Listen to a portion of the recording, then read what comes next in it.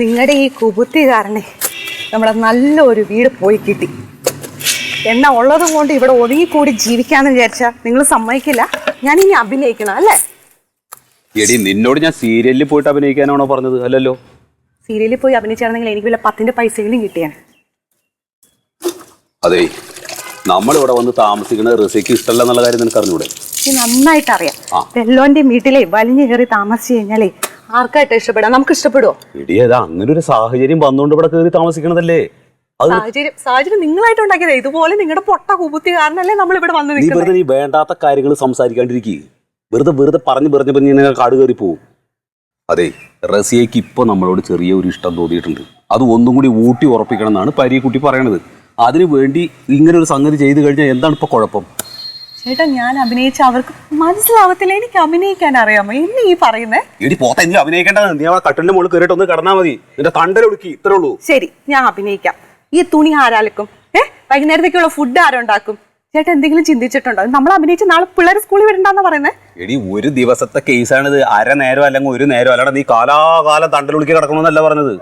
ശരി, അമ്മയോട് എന്തു പറയും? ഇനിയിപ്പോ എന്തിനാ അമ്മയോട് എന്ന് പറയണതെന്ന് നീ അമ്മോട് പറയണ്ട. അമ്മ വരുമ്പോഴാ ഞാൻ തുണി അലക്കാൻ വേണ്ടി പോയതാണ് അമ്മ, അപ്പൊ അങ്ങനെ കുമ്പിട്ട് കഴിഞ്ഞപ്പോ തണ്ടല് പിടിച്ചു, അങ്ങനെ കിടന്നു, ഇത്രേ ഉള്ളൂ. ഇതെല്ലാ പടികളും പറയണല്ലേ.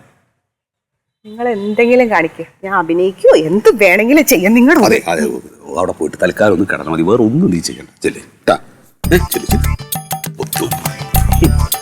റെസ്റ്റ് എടുക്കാൻ ഒരു അവസരം ഉണ്ടായി കൊടുക്കുമ്പോ അതും വേണ്ട.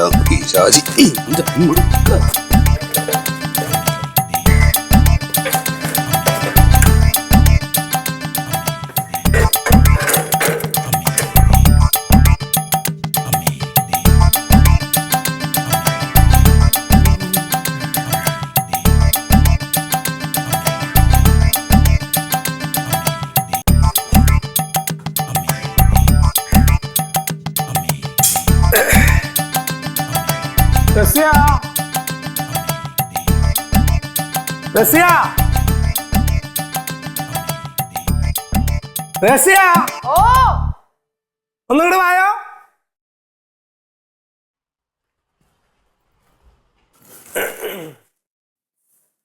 അല്ലേ, നമ്മുടെ വാസുട്ട മല്ലികക്ക് എന്താ പറ്റിയത്?